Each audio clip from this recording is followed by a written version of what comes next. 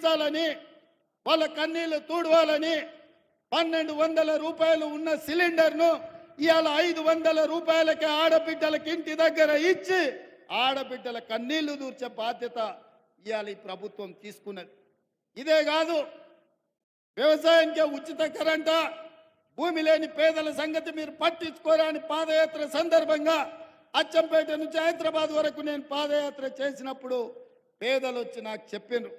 అందుకే ఈనాడు ప్రతి పేదవాడి ఇంట్లో 200 యూనిట్లు ఉచితంగా విద్యుత్తును ఇచ్చి పేదవాడి ఇంటిలో వెలుగుల్ని చూడాలన్న ఆలోచన ఇవాళ మన ప్రభుత్వం చేస్తున్నది, అమలు చేసి తీరుతున్నది.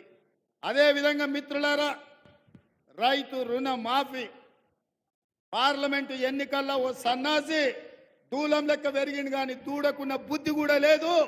సవాలు విసిరిండు, నువ్వు 2 లక్షల రూపాయల రుణమాఫీ చేసి చూడు అని. నేను చెప్పిన ఆగస్టు నెలలో తప్పకుండా 2 లక్షల రూపాయల రైతు రుణమాఫీ చేసి రైతుల రుణం తీర్చుకుంటాని సవాలు విసిరి ఆగస్టు రాకంటే ముందే 1 లక్ష రూపాయల రైతు రుణమాఫీ చేసి పేదవాళ్ళ ఖాతాలో 6093 కోట్ల రూపాయలు ఇప్పటికే వేసిన. ఈ రోజు ఈ వేదిక మీద నుంచి తెలంగాణ రాష్ట్రంలో ఉన్న లక్షలాది మంది రైతాంగానికి నేను మాట ఇస్తున్నా, జూలై 31 తారీఖు దాటకంటే ముందే 1,50,000 రూపాయలు ఉన్న ప్రతి రైతుకు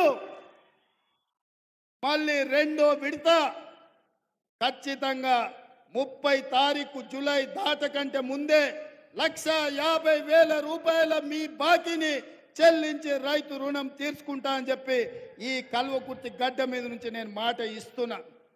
ఇదే కాదు, 2 తారీఖు నుంచి 14 తారీఖు వరకు నేను విదేశీ పర్యటనకు వెళ్తున్నా. వచ్చిన ఎంబడే 2 లక్షల రూపాయల వరకు రైతులకు ఉన్న రుణాలను మొత్తాన్ని ఆగస్టు నెలలో పూర్తి చేసి మీకు ఇచ్చిన మాట నిలబెట్టుకొని తెలంగాణ రైతాంగం యొక్క రుణం తీర్చి మీ రుణము తీర్చుకునే బాధ్యత ఇచ్చినందుకు మీకు కృతజ్ఞత చెప్పుకునే అవకాశం ఆగస్టు నెలలో నేను తీసుకుంటాను తెలియజేస్తున్నా. అందుకే మిత్రులారా, ఇవాళ కేటీఆర్, కేసీఆర్, హరీష్ రావు మాట్లాడుతున్నారు. కాంగ్రెస్ వచ్చింది, ఇవాళ పేదలకు కష్టాలు వచ్చినాయి.